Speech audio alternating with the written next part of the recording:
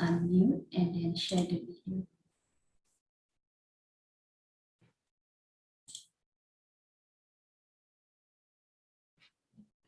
Okay, Assalamualaikum. Testing.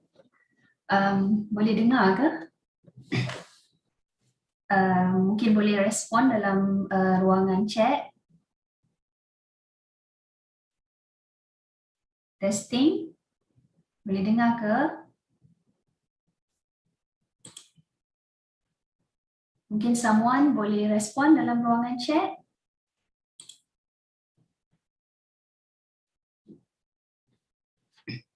Boleh madam, boleh dengar. Okay, good.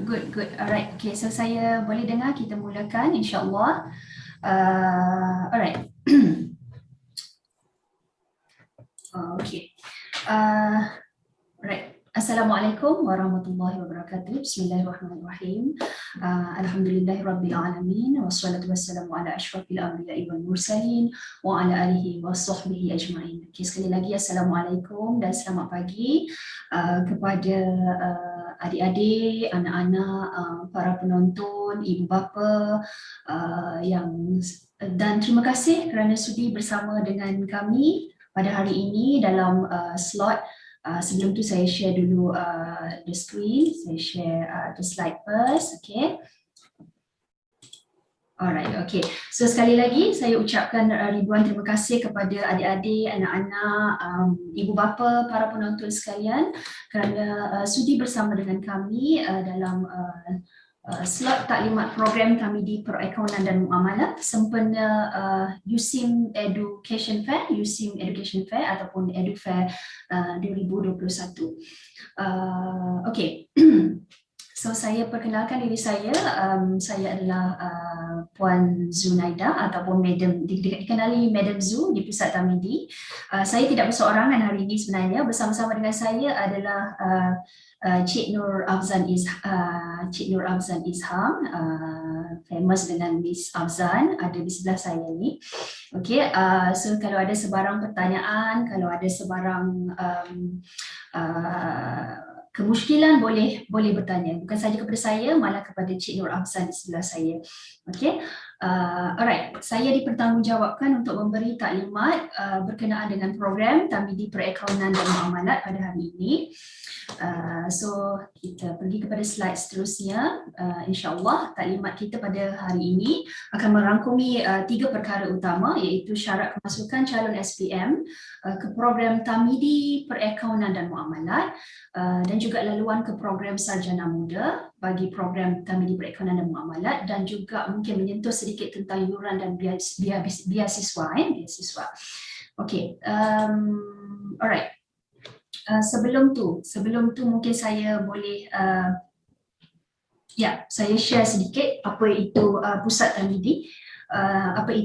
Pusat Tamidi, walau bagaimanapun saya tak nak panjang sebab sebenarnya bersama-sama dengan kita adalah jemputan khas, iaitu yang berusaha Dr. Muhammad Iqmal Hisham bin Kamarudin. Dr. Iqmal, pensyarah Fakulti Ekonomi dan Muamalat FEM USIM, yang merupakan sebenarnya adalah ikon ataupun alumni kepada Tamidi Perakaunan dan Muamalat itu sendiri. So sebab tu kita jemput beliau supaya kita dengar sendiri apa istimewanya, apa bestnya, kenapa perlu join, kenapa you perlu pilih Tamidi Perakaunan dan Muamalat. Okay, alright. Okay, sedikit latar belakang mengenai Pusat Tamidi. So matlamat penubuhan Pusat Tamidi adalah sebenarnya menambah peluang pengajian pra-universiti khususnya kepada pelajar aliran agama selaras dengan perancangan pembangunan akademik USIM.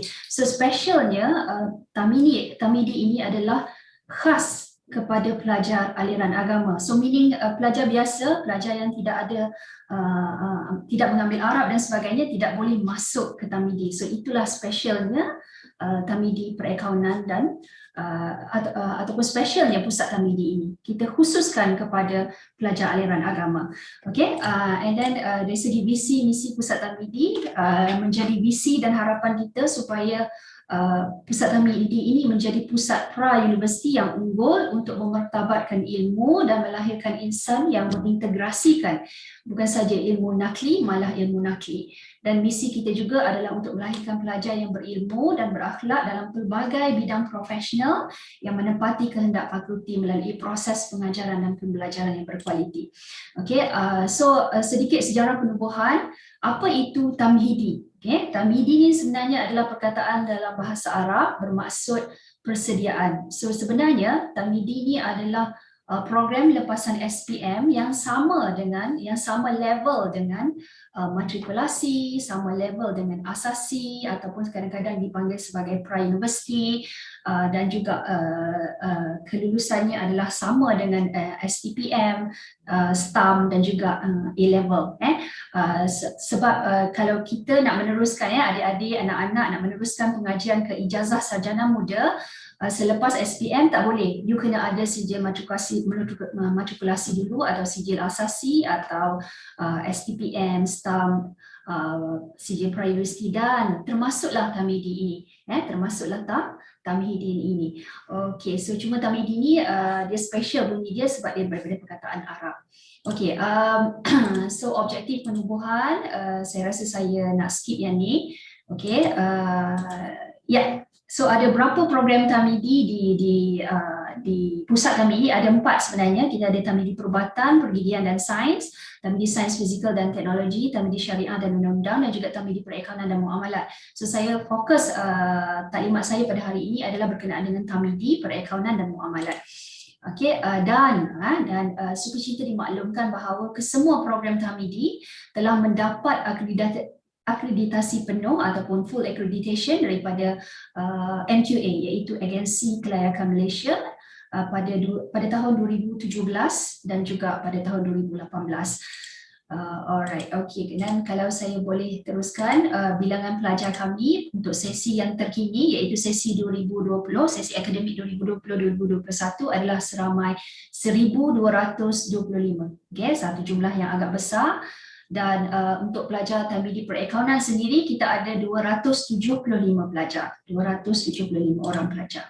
Okey, so kalau saya boleh tunjuk, ini adalah carta organisasi kami di Pusat Tamhidi. Kita ada pengarah, kita ada timbalan pengarah.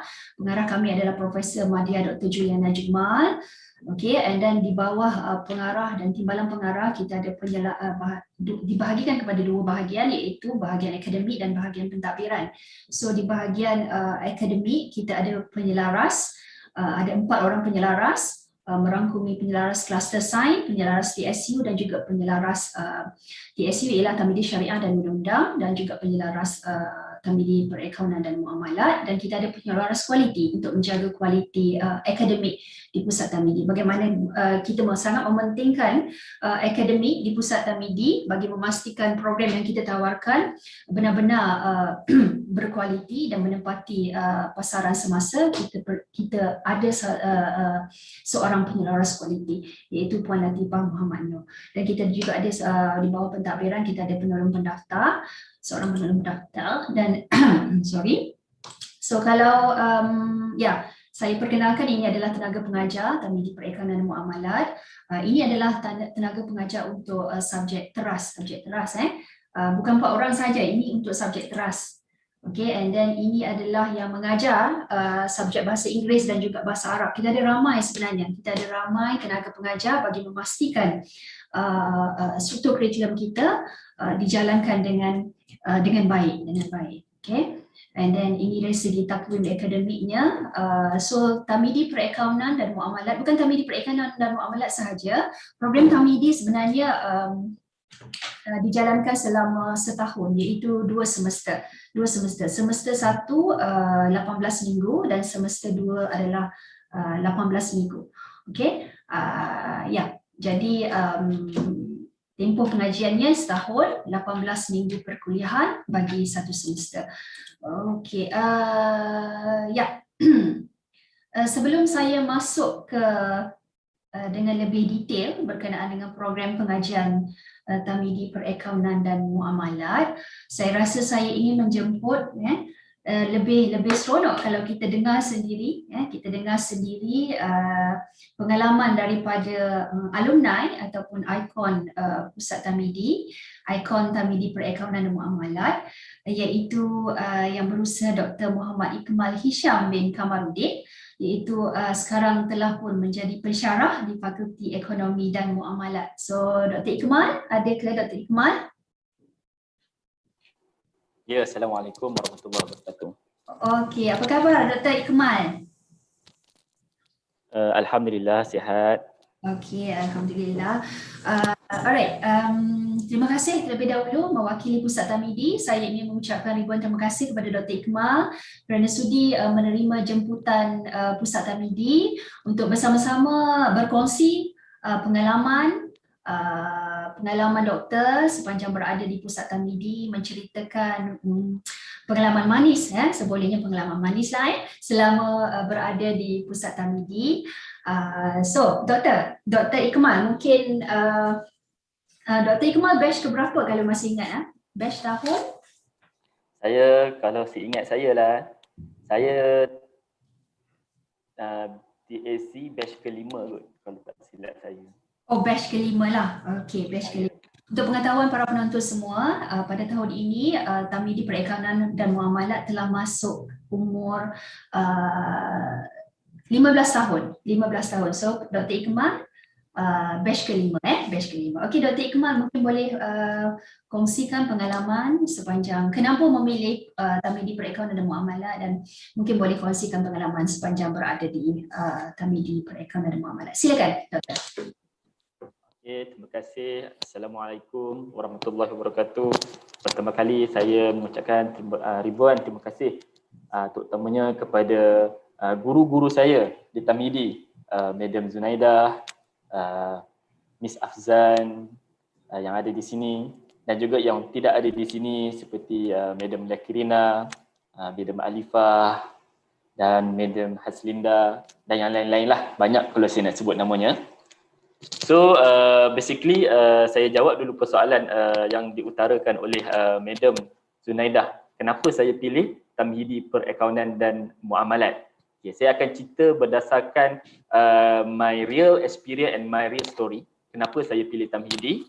And then saya sebenarnya dah godek-godek tadi dekat dalam saya punya laptop, dan saya ada sedikitlah presentation sepanjang saya berada di Tamhidi untuk para hadirin, para adik-adik, para ibu bapa, untuk mungkin sendiri nak tengok saya dah rekod sedikit kenangan dalam gambar-gambar tertentu sepanjang perjalanan saya di Tamhidi. Ada jugalah di USIM lah, di peringkat degree juga. Saya akan sharekan sedikit untuk tontonan umum. Okey, so menjawab soalan Madam Zunaidah tadi, saya seperti adik-adik juga satu ketika dahulu. Saya masih ingat lagi ketika itu saya ambil SPM tahun 2008. Tahun 2008 saya ambil SPM. Jadi pada November dan juga Disember 2008 saya ambil SPM, and then kita akan dapat result kebiasaannya pada Mac 2009. Jadi bila kita sebelum kita dapat result tu, samalah macam adik-adik, kita akan apply untuk masuk ke universiti. Okay. Saya sebelum tu kena cerita sikit background saya ni. Saya ni budak sekolah mengaji sekolah agama, macam mungkin kebanyakan adik-adik di sini sama juga ada background mengaji sekolah agama. Saya mengaji di Maktab Mahmud Yan, Kedah. Saya mengaji di Maktab Mahmud Yan, sekolah agama di bawah Kerajaan Negeri Kedah lah. And then lepas saya ambil SPM pada tahun 2008, saya sementara menunggu result pada tahun Mac 2009. Jadi saya kena isi UPU. Kan, sistem apply untuk masuk ke universiti macam adik-adik yang adik-adik buatlah nanti ataupun dah buat. Okey, so dalam pilihan pada waktu ketika itu kita ada 8 pilihan universiti kat mana kita nak pilih beserta kos yang kita nak sambung pengajian. Okey, jadi saya ni terus terang saya sebelum saya mungkin waktu saya ataupun saya sendiri tidak diberikan pendedahan yang sepenuhnya pada ketika itu. Maksudnya saya pun tak tahu universiti apa yang ada kat Malaysia ni, ada berapa banyak semuanya, mana universiti yang kita kata paling terhebat ke, ataupun yang kalau mengikut ranking dunia dan sebagainya, semua itu saya tak tahu. Apa yang saya tahu, ada universiti lah, few universiti kat Malaysia, and then of course untuk menyambung pengajian di luar negara pun langsung saya tak terfikir ketika itu. Mungkin disebabkan background saya dan saya pun belajar sekolah agama, sekolah kampung saja. Jadi saya tak terfikir untuk melangkah lebih jauh sampai ke luar negara lah pada ketika itulah. Tetapi semua itu berubah bila saya masuk USIM. Nanti saya akan ceritakan macam mana USIM berjaya mengubah pandang my point of view ataupun sudut pandang saya terhadap globalization dan sebagainya. Okey. Jadi nak dipendekkan cerita, ada 8 pilihan, saya terpaksa pilih. Jadi disebabkan masa saya sekolah dulu, saya memang ambil aliran perakaunan. And then saya rasa perakaunan ni saya ada minat dan saya boleh kita kata boleh catch up dan juga boleh score lah juga untuk perakaunan ni. Walaupun waktu tu result SPM tak keluar lagi, kita pun tak tahu kan. Tapi berdasarkan apa yang saya mengaji tu dalam perakaunan di sekolah dulu, and then saya memikirkan untuk meneruskan penguasaan ataupun pengajian saya dalam bahasa Arab sebenarnya. Sebab saya sekolah basically datang daripada sekolah agama, so saya rasa macam kalau saya pergi ke benda universiti yang tak ada offer bahasa Arab ni, rasa macam satu ralat lah ataupun kerugian sebab saya tak dapat nak orang kata enhance my Arabic skill in term of language itself lah. Jadi saya pun dalam 8 pilihan tu, sebab saya nak pilih perakaunan, sebab saya nak pilih ada bahasa Arab, pengajian agama lah, pendek cerita dia. Jadi masa tu ada dua yang sangat utama lah, which is USIM, kita ada Tamhidi Perakaunan dan juga UIA. Tapi waktu tu saya tak pernah dengar nama USIM. Terus terang waktu tu saya pun tak tahu adanya USIM. USIM kat mana saya pun tak tahu waktu itu. Tapi mungkin itu semua takdir Allah SWT. Saya memang pilih USIM Tamhidi Perakaunan sebagai pilihan pertama. Kemudian saya letaklah yang nombor 2, 3, 4 tu, saya tak berapa ingat lah, termasuklah saya letaklah mungkin nombor 2 tu saya letak UIA. Dan yang seterusnya lah yang berkaitan dengan bidang perakaunan.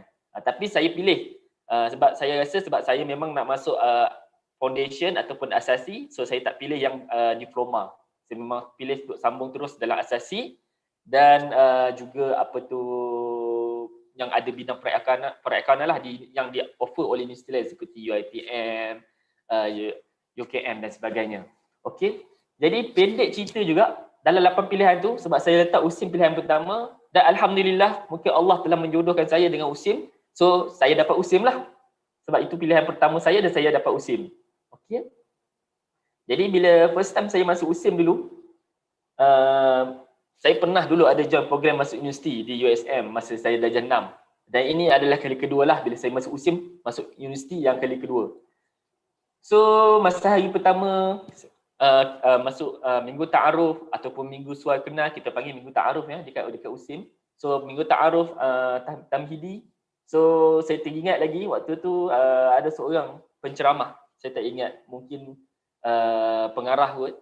Dia ada menceritakan sebenarnya bila kita masuk ke Tamhidi ni, dia kata sebenarnya you tak masuk pun lagi universiti, dia cakap. Bila you rasa you dah masuk bangunan universiti, masuk kawasan universiti, tapi bila you masuk sebagai pelajar Tamhidi, sebenarnya you tak masuk universiti. You cuma berada di halaman universiti sahaja. Maksudnya nak cerita kat sini adik-adik, tak kisahlah adik nak pilih apa bidang sekalipun nanti, bila adik dah pilih ada bidang asasi ni, maksudnya bila adik masuk itu belum menjamin adik berada di universiti. Itu maksud dia. Cuma hanya berada di halaman universiti sahaja. Okey?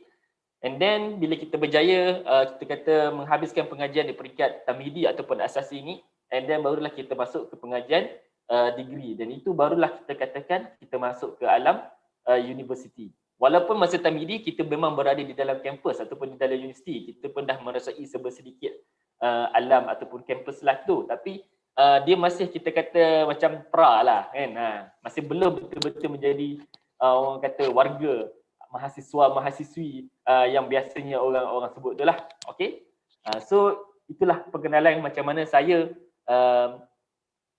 menerima ataupun saya memohon dan juga menerima untuk masuk ke dalam pengajian Tamhidi Perakaunan dan Muamalat di USIM. Jadi saya pun go through pengajian selama setahun, and then saya pun alhamdulillah berjaya menamatkan pengajian. Walaupun taklah secemerlang mana, saya pun sambunglah pengajian di peringkat degree dalam bidang perakaunan di USIM. And then setelah 4 tahun saya pengajian degree di USIM, saya sambung master dalam perakaunan juga di USIM lagi 2 tahun, dan selepas itu saya menyambung pengajian PhD di Universiti Kebangsaan Malaysia UKM dalam bidang perakaunan Islam selama lebih kurang 3 tahun lah. dan akhirnya saya tamat pengajian dan saya kembali berkhidmat kepada USIM selaku salah seorang pensyarah lah di Fakulti Ekonomi dan Muamalat USIM. So itu adalah ringkasan tentang perjalanan saya bermula daripada tamhidi sehinggalah saya menamatkan pengajian di peringkat PhD dan kembali kepada alma mater saya lah, USIM. Alright. So masih ada lagi ke medium Zoom? Tak ada masalah, boleh teruskan. Cuma sambil-sambil mungkin Dr. Ikmal boleh jawab sebab ada soalan daripada penonton kita ni, daripada adik-adik kita. Antara soalannya Dr. Ikmal boleh jawab lah. Susah belajar di tamhidi. Dan ada tips. Susah tak belajar di tamhidi? Ya, susah tak belajar di tamhidi satu. Lepas tu dia ada tanya juga tips untuk survive di tamhidi. Okay, alright. Okay.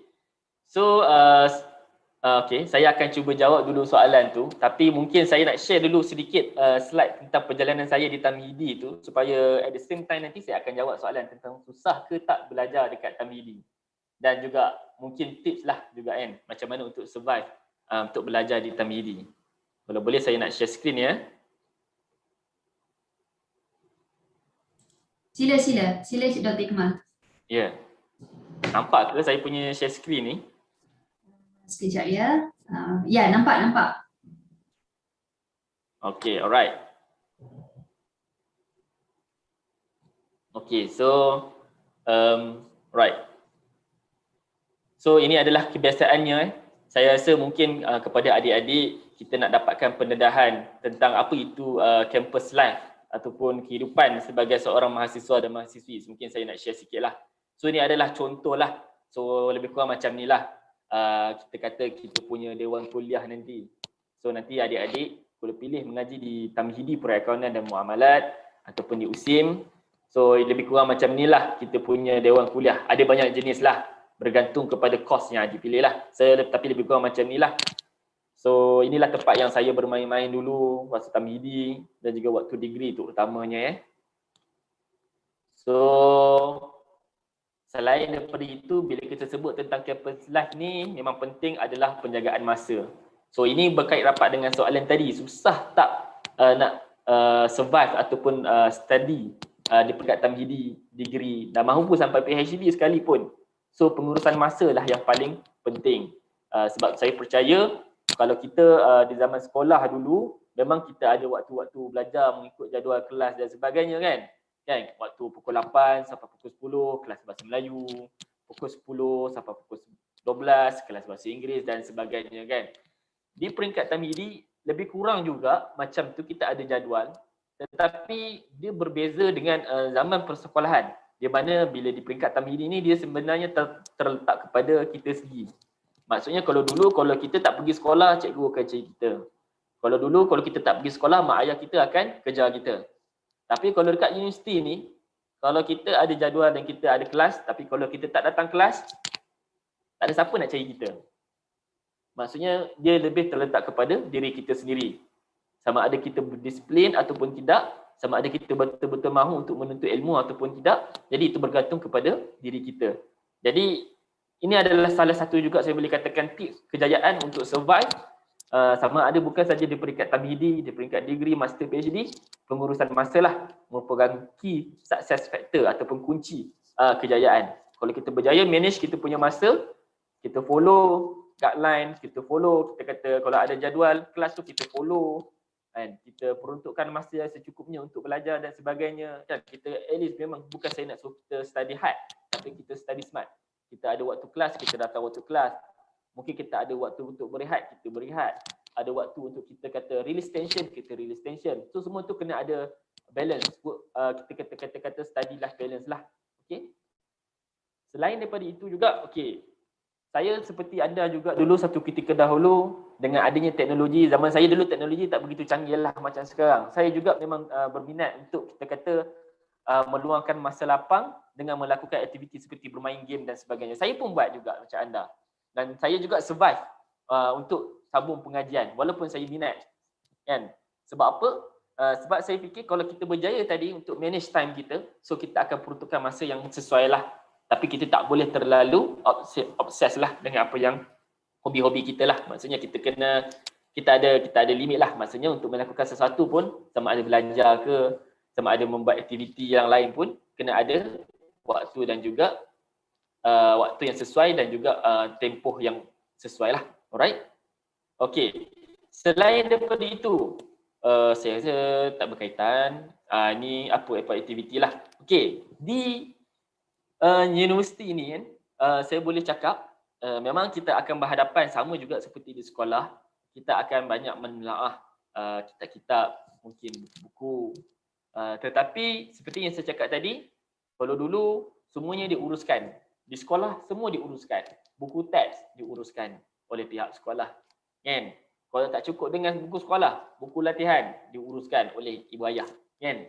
Tapi di universiti ni, anda nak beli buku teks, anda nak perlukan buku teks, anda nak cari buku teks, semua adalah dilakukan secara sendiri. So masing-masing sendiri kena ada usaha untuk kita kata mencari ilmu tersebut. So kunci kejayaan kedua yang saya nak share selain pada pengurusan masa yang baik untuk berjaya di dalam peringkat tamhidi dan sebagainya adalah kita kata disiplin kita dalam untuk mencari ataupun menuntut ilmu. So itu adalah kunci kejayaan kedua kita. So kita kena cari ilmu sendiri, kita kena mengkaji ataupun menelaah sendiri, mendapatkan bimbingan di dalam kelas dan sebagainya, and then mengulang kaji juga secara sendiri tanpa pantauan daripada mana-mana pihak. Okay. So macam biasa, antara lagi kita kata boleh kata key success factor adalah bila di dalam kelas kita mesti mencatat. Okey, bila dalam kelas walaupun pensyarah kita kat depan dah menerangkan pelbagai, menyediakan slide pembentangan dan sebagainya, tetapi saya rasa itu masih belum memadai sekiranya kalau kita nak betul-betul menguasai topik-topik ataupun subjek-subjek yang diajar. Jadi apa yang kita kena buat adalah kita kenalah membuat kita punya catatan ataupun nota. So ini juga sebenarnya banyak membantu ataupun saya jadikan dia sebagai strategi untuk saya survive sama ada di peringkat tamhidi maupun di peringkat degree. Di mana setiap topik ataupun setiap subjek yang saya ambil dan saya lalui, saya akan pastikan setiapnya akan saya buat catatan ataupun nota secara ringkas supaya kita boleh sentiasa recall balik apa yang kita belajar dan ia akan membantu kita lah, especially dalam kita nak menghadapi segala assessment yang diberikan termasuklah peperiksaan akhir. Okay. So dekat USIM pun ada library tapi bukan macam ni lah ya. So library ada, kita kena manfaatkan penggunaan library sebab kat library ada banyak teknologi, ada banyak bahan-bahan juga, dan juga sebab sekarang ni disebabkan oleh COVID, jadi kita boleh masih juga menggunakan teknologi ataupun aplikasi website yang ada di library USIM. Kalau kita sambung belajar dekat USIM, kita memang ada yang boleh untuk kita search segala maklumat-maklumat berkenaan tentang apa yang kita belajar lah. So basically apa yang saya nak sampaikan daripada gambar ini adalah di dalam pencarian kita untuk menuntut dan juga menelaah ilmu, kita kena cuba mendapatkan pelbagai maklumat sebanyak mana yang mungkin lah. Jangan kita berselesa. Kadang-kadang setengah orang bila dia tengok lecturer ni bagi slide pengajian, dia dah selesa dah dengan slide pengajian. Mungkin dia rasa dengan adanya slide pengajian memadai, tapi sebenarnya tidak memadainya. Kalau tanya pandangan saya, untuk kita lebih memahami dan menguasai sesuatu subjek ataupun ilmu tersebut, kita kena dapatkan rujukan lebih daripada satu rujukan yang sedia adalah yang diberikan. Sebab kalau basically dalam slide ni cuma ringkasan saja, dan kalau you nak tahu secara sepenuhnya, of course you kena dapatkan maklumat tambahan lah, which is melalui buku dan sebagainya. Right? So itulah sedikit tentang tips. Saya dah jawab juga soalan tadi. Nak macam mana cara nak survive dekat universiti. So itu adalah tips-tips dia, pengurusan masa. Jangan fokus study hard sangat. Kena balancekan kehidupan pengajian dengan membuat aktiviti di luar, dengan membuat apa yang kita minat dan sebagainya. Dan juga kita kata tadi kita kena ada disiplin dalam untuk menuntut dan juga mencari ilmu dan juga mendapatkan maklumat-maklumat ataupun ilmu-ilmu lebih daripada sekadar yang ada di dalam kelas, itu maksudnya. Alright. So saya suka juga, boleh ke Dr. Madam Zunaidah untuk saya share sikit lagi? Madam Zu? Ya, saya kurang jelas. Okay. Boleh ulang tak? Boleh ke saya sambung sikit lagi? Boleh, tak ada masalah. Silakan. Tak ada masalah, silakan. Okay. Alright, okay. Terima kasih. So, okay. Selain daripada dunia ataupun kita kata campus life tadi, saya juga nak membawa kepada adik-adik semua realiti di mana yang berada di luar sana. Apa terjadi selepas kita berjaya menamatkan pengajian di peringkat pengajian tinggi lah di universiti ataupun di USIM secara khususnya. Kalau adik-adik sambung belajar di mana sekalipun, bila adik-adik dah habiskan pengajian, keluar pun inilah cabaran ataupun kita kata the real world yang akan adik-adik hadapi.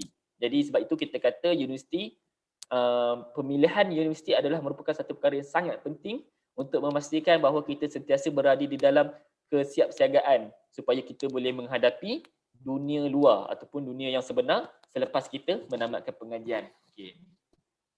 So basically kalau adik tengok kan, saya share sedikit, ini adalah sedikit statistik mengenai unemployment rate ataupun kadar pengangguran dekat Malaysia.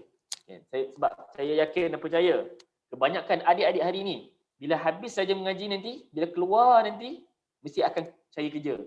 Kan? Sebab untuk meneruskan kehidupan, kita akan cari kerja, sama ada kita cari kerja ataupun kita jadi usahawan dan sebagainya. Maksudnya kita akan masuk ke dalam dunia yang sebenarlah, dunia masyarakat, dunia perniagaan ataupun dunia pekerjaan dan sebagainya. Jadi ini adalah sedikit statistik. Kan? Ini statistik Malaysia. Cuba saya tak ingat tahun bila. Yang ni tapi teringat saya sebelum COVID lah. Mungkin dalam 2019. Tapi mungkin selepas COVID, dia punya statistik lagi down lah ataupun lagi kurang lah dia punya percentage tersebut berkenaan tentang unemployment rate. Jadi sebab itu saya nak ceritakan kepada adik-adik, kalau kita memilih kos yang betul, universiti yang betul dan mendapat bimbingan yang betul, insya-Allah masalah ini akan dapat kita selesaikan walaupun di sana ada persaingan untuk mendapatkan pekerjaan dan sebagainya. Dan saya percaya USIM kalau ikutkan laporan kebolehpasaran graduan tahun 2020 yang baru saja dikeluarkan bulan Mac tahun ni, kita USIM mendapat 90.2% untuk peratusan kebolehpasaran graduan.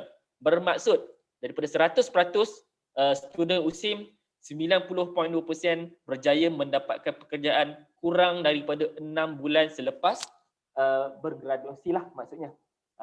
Itu maksud dia. Jadi saya nak ceritakan USIM juga merupakan antara universiti yang kita kata dalam, kalau tak salah saya lah, di ranking yang kelima kot di antara universiti awam di Malaysia yang kita kata mempunyai kadar kebolehpasaran graduan yang tinggi lah. Jadi oleh sebab itu saya kata adalah merupakan satu pilihan yang bijak kalau adik-adik juga melihat dari sudut pandang kebolehpasaran graduan sebagai salah satu faktor pemilihan USIM sebagai tempat untuk adik-adik melanjutkan pengajian. Sebab di USIM kita bukan saja mengaji subjek-subjek yang berkenaan tentang kos kita ambil, tetapi akan diselangi juga nanti kita ada kursus-kursus dan juga aktiviti-aktiviti berkenaan tentang macam mana untuk meningkatkan kebolehpasaran graduan, untuk meningkatkan probability dan kebolehpasaran adik-adik lah nanti apabila bergraduan. Maksudnya kita buat aktiviti-aktiviti untuk mempersiapkan adik-adik untuk menghadapi dunia yang sebenar selepas tamat pengajian nanti. Alright, so ni adalah lagi lah berkenaan tentang lebih kurang kebolehpasaran. Okey, so ini adalah isu di masa hadapan kita kena yakini juga. Maksudnya dunia semakin canggih, so teknologi semakin canggih, so untuk menggunakan kepakaran ataupun menggunakan tenaga kerja manusia ni semakin berkurangan sebenarnya di masa hadapan. Jadi adalah menjadi satu cabaran kepada generasi yang akan datang, adik-adik lah generasi yang akan datang untuk mendapatkan pekerjaan ataupun kita kata bekerja lah sejurus selepas tamat pengajian disebabkan teknologi yang kalau kita mengikut laporan yang dikeluarkan oleh World Economic Forum ni, penggunaan teknologi akan menggantikan penggunaan tenaga sumber manusia. Alright. So inilah kalau kita tengok daripada 2018, so penggunaan tenaga manusia adalah sebanyak 71% dan dia berkurangan anggaran dia pada tahun 2025 kepada 48%, which is kita akan lebih, dalam sektor ekonomi akan lebih menggunakan mesin dan juga teknologi berbanding menggunakan tenaga buruh, labor. Alright. Okay, so inilah isu-isu yang juga saya rasa saya highlight juga tadi, iaitu walaupun kita kata kat mana saja kita mengaji, tetapi kita dapati siswa Zah paling ramai menganggur. Ini yang terjadi dekat Malaysia. Ini berita tahun 2020, which is baru jugalah. Maksudnya dia kata kat sini, walaupun ijazah dan diploma tidak mampu untuk menangani masalah tidak mampu untuk kita mengatasi masalah kemiskinan. Jadi sebab itu kat USIM ni kita bukan saja nak bagi ijazah kalau adik-adik berjaya menamatkan pengajian, tetapi kita juga macam yang saya cakap tadi, mempersiapkan adik-adik semua dengan soft skill dengan keperluan-keperluan lain untuk adik keluar dan mendapatkan pekerjaan ataupun kita kata survive di dalam the real world. Okey, ni tips kejayaan lah. Saya rasa tak perlu kot sebab saya dah share tadi. Alright. Okey, saya sharekan juga sedikit berkenaan tentang perjalanan saya sebagai seorang pelajar universiti daripada Tamidi sampailah ke saya degree di USIM. Ini khususnya di USIM lah maksudnya. So mungkin adik-adik akan tengok apa aktiviti yang saya buat, apa yang saya lalui selain daripada belajar di dalam kelas pada waktu kelas lah. Okey. So ini adalah waktu Tamidi. Okey. So ini macam biasalah kita ada kelas kuliah dan juga kita ada kelas tutorial. Tutorial ni maksudnya kelas latihan lah. Di dalam tutorial ni kita akan buat latihan berdasarkan kuliah yang diberikan. Okey. Zaman saya dulu waktu kuliah dengan waktu tutorial adalah berbeza. Tapi saya tidak pasti macam mana arrangement sekarang. Nanti detail kita akan dapat daripada Madam Zu nanti selepas ni. So inilah lebih kurang gambar-gambar raja yang saya alumni dulu ketika saya satu ketika dulu merupakan pelajar Tamhidi kan. So kat sini saya cari Madam Zu ada ke tak? Gambar tak adalah dalam ni. Mungkin gambar seterusnya ada. Okey, so inilah lebih kurang. Maksudnya macam-macam zaman sekolah jugalah saya boleh katakan. Kita ada kelas, kita masuk ke dalam kelas kuliah, and then kita ada tutorial, buat aktiviti exercise bersama-sama rakan-rakan dan sebagainya. Lebih kurang sama je. So itu menunjukkan adik-adik tak perlu rasa risau sangat ataupun bimbang bila nak masuk ke universiti ni. Sebab benda apa yang kita belajar, strategi apa yang kita belajar sebenarnya lebih kurang sama je. Which is kalau kita betul-betul memberikan fokus di dalam kelas dan juga kita membuat latihan dan sebagainya, insya-Allah kita boleh skor ataupun kita boleh berjaya lah untuk menamatkan pengajian di peringkat Tamhidi maupun di peringkat degree. Okey. Selain daripada itu, di Tamhidi Perakaunan, kita ada hari keusahawanan. So ini salah satu aktiviti yang memang ada dekat dalam silibus Tamhidi Perakaunan dan Muamalat, di mana kita bukan saja belajar ada satu subjek tu entrepreneurship, keusahawanan. Bukan saja kita buat keusahawanan, kita belajar keusahawanan, tapi kita mempraktikkan keusahawanan dalam erti kata yang sebenarlah praktikal. So inilah apa yang kami buat. So kami dibahagikan kepada grup, kemudian kami menjalankan hari keusahawanan. So saya dipahamkan sehingga ke hari ini, masih tahun ini masih ada, kalau lepas lagi sebelum COVID masih ada lagi aktiviti hari keusahawanan ni. Kita memang buat secara fizikal. And then dalam hari keusahawanan ni bukan saja kita sekadar untuk jual-jual tapi kita bermula daripada awal. Daripada kita develop kita punya business plan, daripada kita macam mana kita nak dapatkan capital, modal untuk start business, macam mana kita nak cari supplier, macam mana kita nak tentukan target market, dan sehinggalah bila kita menjalankan perniagaan dan akhirnya kita membuat laporan sama ada kita untung ataupun rugi. Kalau untung kenapa untung, kalau rugi kenapa rugi, adakah kita buat bisnes tersebut tu efisien ataupun untung tapi tak efisien pun dan sebagainya. Semua itu akan dipelajari secara teoretikal dan juga praktikal. Dan semua itu diajar seawal Tamhidi Perakaunan dan Muamalat. Which is ini adalah satu kelebihan. Selain daripada itu, kita ada aktiviti-aktiviti lain yang juga kita kata sebagai aktiviti co-curriculum. Semasa Tamhidi juga kita boleh ceburi. Seperti contoh saya dulu, pengalaman saya ketika saya Tamhidi, saya menceburi aktiviti co-curriculum dalam arena perdebatan, di mana saya mewakili Tamhidi waktu itu di dalam pertandingan debat naik Chancellor USIM lah. So kita bertanding menentang abang-abang degree di fakulti-fakulti, di dalam satu musim lah.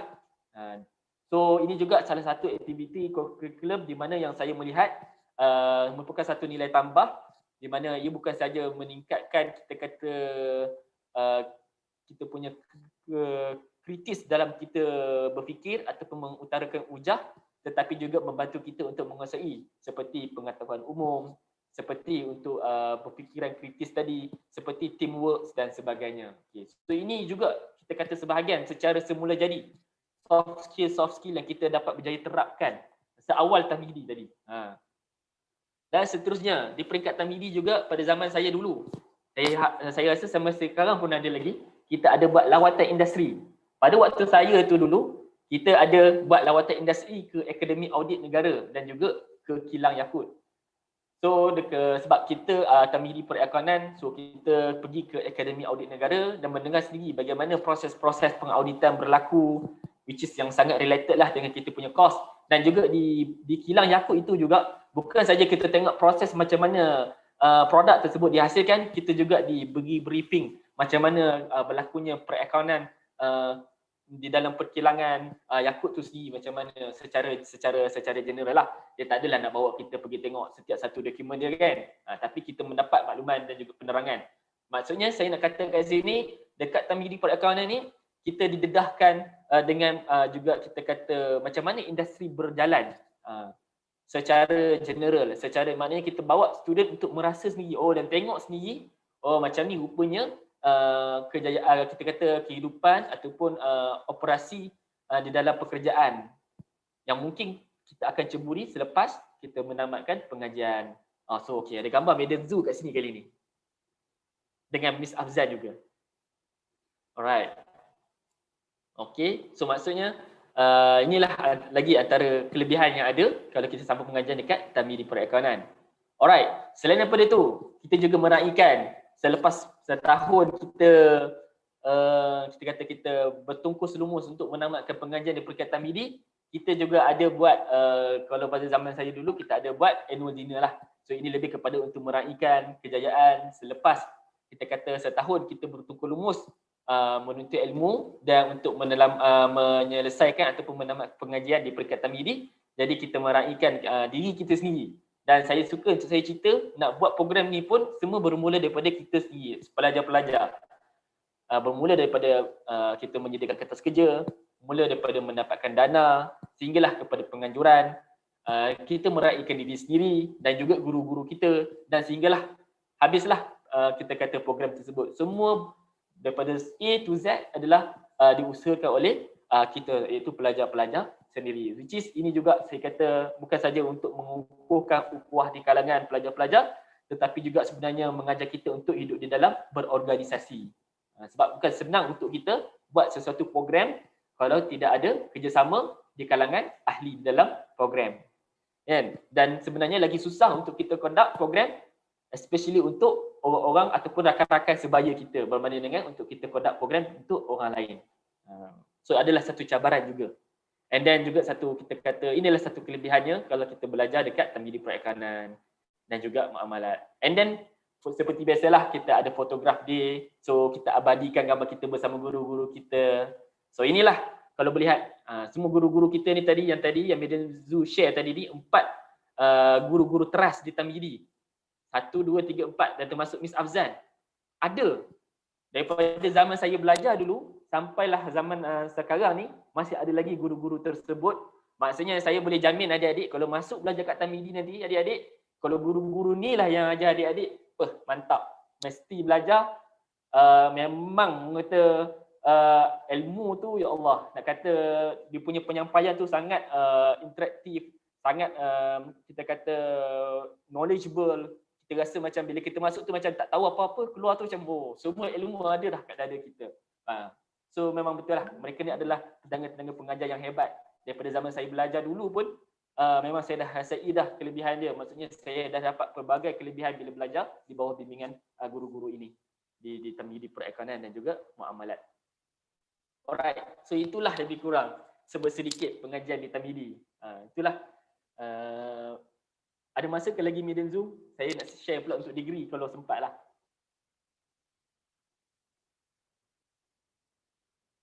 Madam Zu, Ya, ya.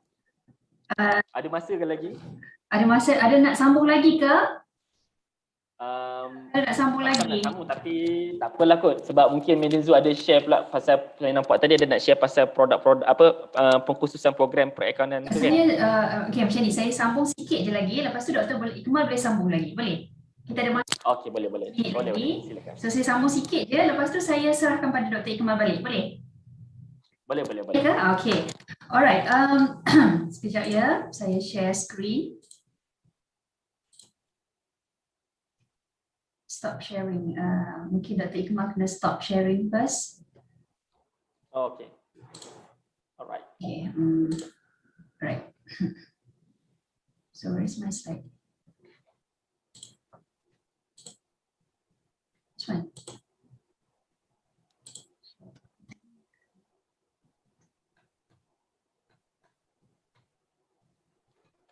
Yeah, here. Okay.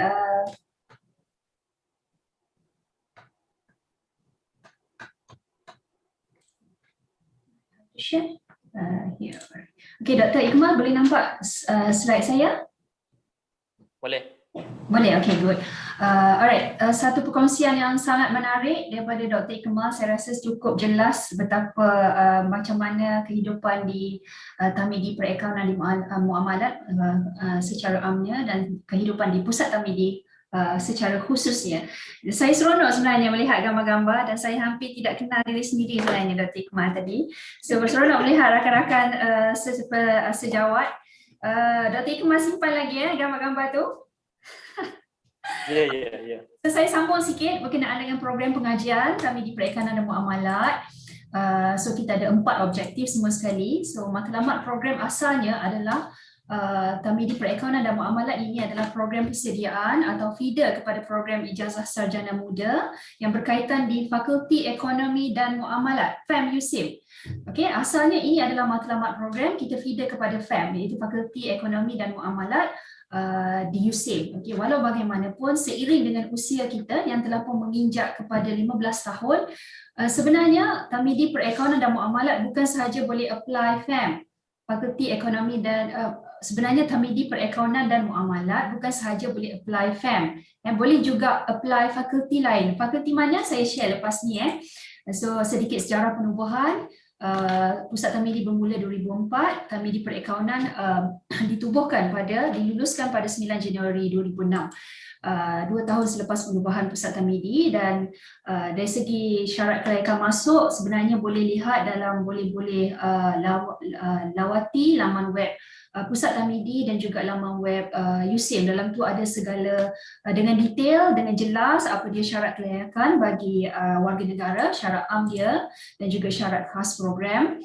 Okey, cuma kalau saya boleh sentuh salah satu lagi yang saya rasa specialnya Tamidi Perakaunan dan Muamalat ini adalah syarat khas program dia, iaitu syarat yang ketiga di mana syarat ini untuk warga negara dan juga bukan warga negara dengan sijil SPM. Yang ketiga tu adalah memperolehi sekurang-kurangnya grade B+ dalam mata pelajaran berikut, iaitu matematik/matematik tambahan. So specialnya di sini adalah kita ada slash, iaitu tanpa matematik tambahan pun pelajar dalam aliran perakaunan still boleh masuk ke Tamidi Perakaunan dan Muamalat. Sebab saya highlight benda ni sebab ada setengah tempat, ada setengah institusi, ada setengah asasi untuk masuk ke perakaunan, ke asasi perakaunan perlu ada matematik tambahan. Tapi specialnya kita di Tamidi Perakaunan dan Muamalat, kita hanya memerlukan matematik because dia ada slash di situ, matematik dan matematik tambahan. So untuk adik-adik yang tak ambil matematik tambahan tapi still berminat untuk menyambung pengajian dalam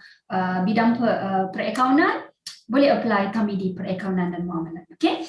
Alright, so itu dari segi syarat kelayakan masuk, ini adalah untuk bukan warga negara. So kalau saya sentuh dari segi reka bentuk struktur kurikulum, kita ada 60% khusus teras dan 40% khusus wajib institusi, dan ini adalah subjek-subjek atau mata pelajaran yang akan diambil sepanjang setahun pengajian di Tamidi Perakaunan dan Muamalat. Okay, so kita ada Introduction to Business 1, Principle of Accounting, kita ada Microeconomics, Business Maths, dan juga macam-macam lagi lah, semua sekali ada 17 mata pelajaran untuk 2 semester tersebut. Okey, yang ni yang saya nak sentuh tadi, yang saya kata seiring dengan usia kita yang menginjak 15 tahun pada tahun ini, kita sebenarnya bukan sahaja membuka ruang kepada pelajar lepasan Tamhidi Perakaunan dan Muamalat untuk memohon program ijazah sarjana muda di Fakulti Ekonomi Muamalat sahaja. Sebenarnya kita buka kepada 3 fakulti lain, ya, iaitu sebenarnya sekarang ni kita ada secara totalnya kita ada 9 peluang program pengajian lepasan Tamhidi Perakaunan dan Muamalat, iaitu 5 program di Fakulti Ekonomi dan Muamalat sendiri, iaitu FAM, iaitu program ijazah sarjana muda pentadbiran muamalat, program perakaunan, program pemasaran, perkhidmatan keuangan, program pentadbiran korporat dan hubungan, dan juga program perbankan dan keuangan Islam. Okey, selain daripada FAM, pelajar Tamhidi Perakaunan dan Muamalat juga boleh mohon program di Fakulti Sains dan Teknologi, iaitu ada 3 program di sini yang boleh mohon, iaitu Sarjana Muda Sains Komputer dengan Kepujian, Keselamatan dan Jaminan Maklumat. Boleh apply juga Sains Actuary dan Pengurusan Risiko, dan yang ketiga adalah Matematik Keuangan. So total sekarang 8. So ada satu lagi yang mana pelajar Tamhidi Perakaunan dan Muamalat boleh apply, iaitu di FPBU, Fakulti Pengajian Bahasa Utama, iaitu program Ijazah Sarjana Muda Bahasa Inggeris dengan Perdagangan. So Tamhidi Perakaunan dan Muamalat semakin berkembang. Daripada 5 program sebelum ini, kita boleh apply sehingga 9 program. So kalau adik-adik masih yang terutama special untuk yang belum jelas cita-cita, rasa macam minat perakaunan, tiba-tiba bila masuk Tamhidi Perakaunan, saya nak masuk sains dan teknologi lah, nak ambil matematik kewangan, tak ada masalah. Tak ada masalah. Okey. Dari segi struktur yurannya, jumlah yurannya bagi 2 semester adalah RM2,685. Walau bagaimanapun, kita ada bantuan keuangan asasi, iaitu beasiswa asasi IPT yang berjumlah RM2,500 bagi 2 semester bagi yang layak sahaja. Okay, ada kriteria-kriteria dia yang perlu dipenuhi untuk mendapatkan untuk mendapatkan beasiswa tersebut. Okay, secara kasar ini adalah yuran pengajian. Okey, saya rasa itu saja perkara penting. Mungkin sedikit masa lagi saya nak serahkan pada Dr. Ikmal, sebab saya percaya Dr. Ikmal ada banyak, sebenarnya ada banyak lagi dia nak share. So saya nak bagi ruang untuk dia share. Silakan Dr. Ikmal. Okey, terima kasih Madam Zu. So sebab saya rasa mungkin fokus kita punya sharing hari ini adalah untuk Tamhidi tadi, dan alhamdulillah saya pun dah share mostly lah saya rasa berkenaan tentang pengajian ataupun pengalaman saya duduk ataupun melalui pengajian di peringkat Tamhidi satu ketika dahululah. Saya masuk Tamhidi tahun 2009 dan saya kita kata menamatkan pengajian Tamhidi pada April .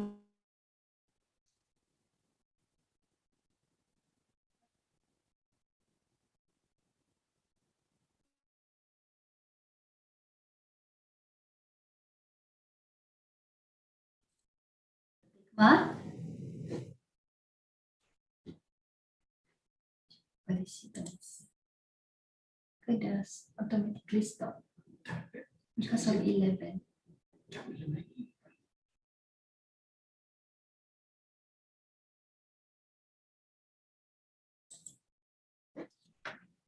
Check.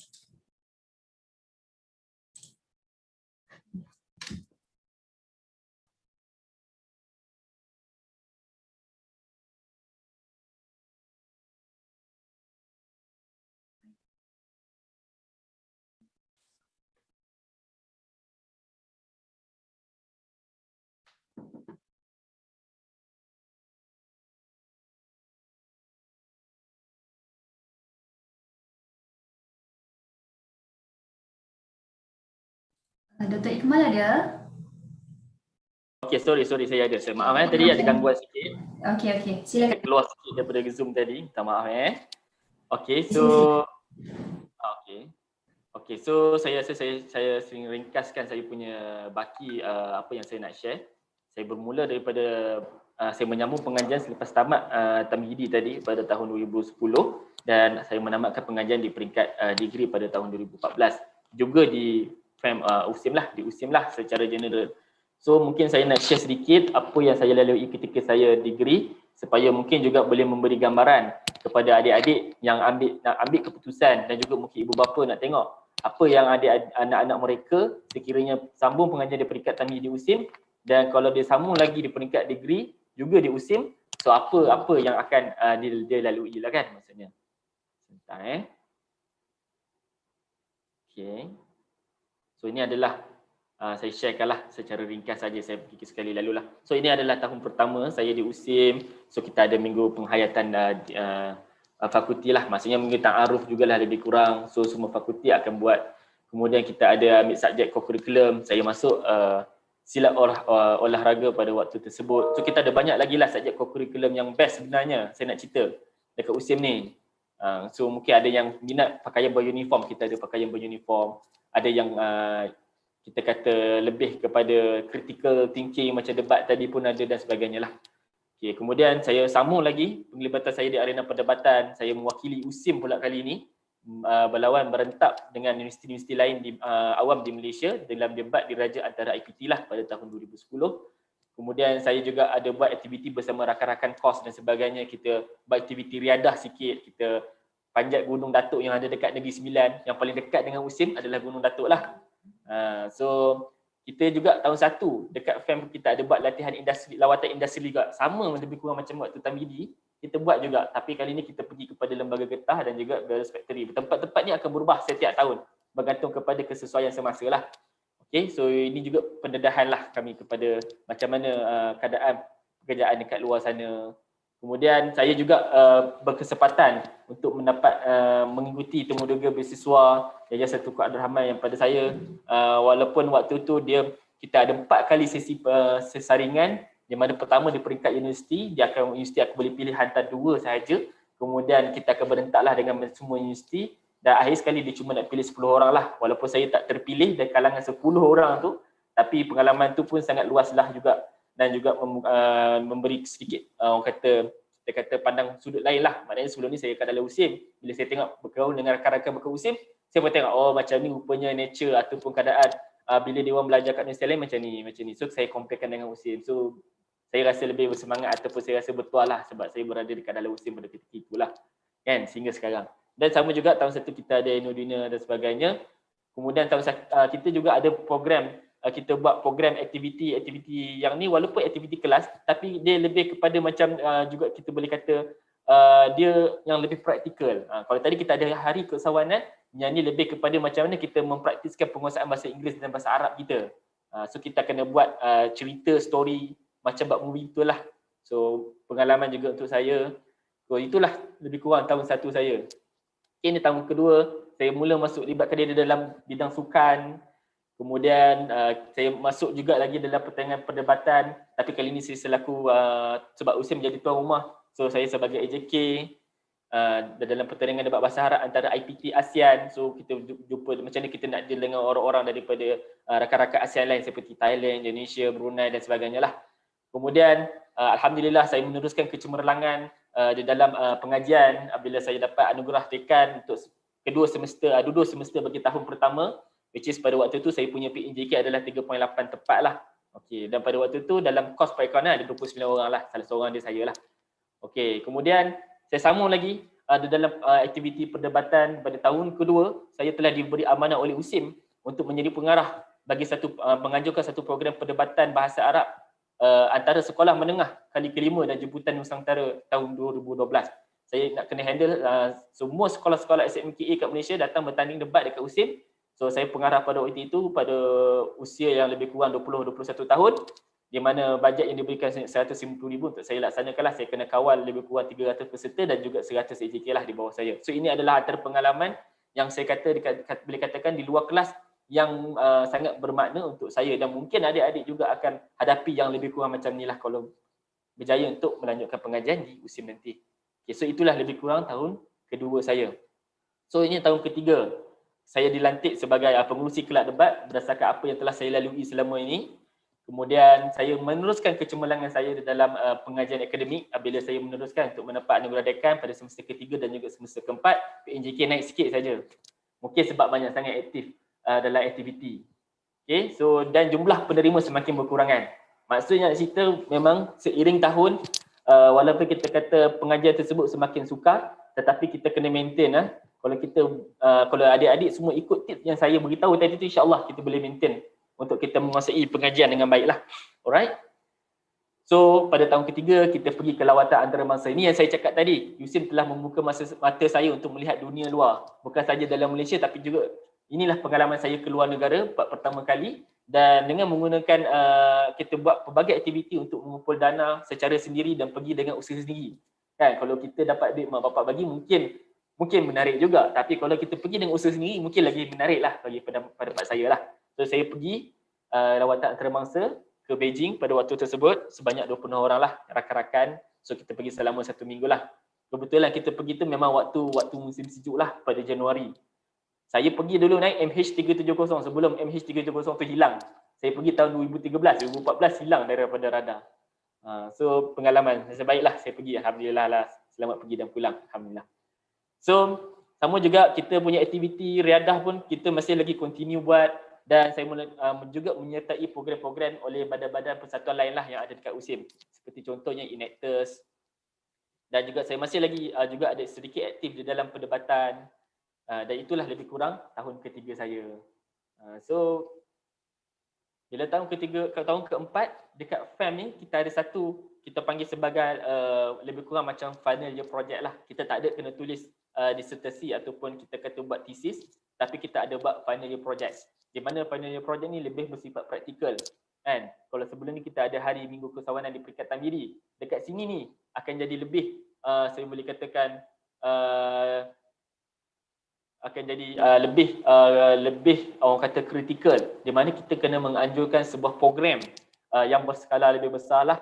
So memang tradisi di FAM kita ada satu program nama dia Convention Keusahawanan Islam, ISAP, di mana waktu tahun kami menganjurkan dia adalah ISAP yang ke-9 lah.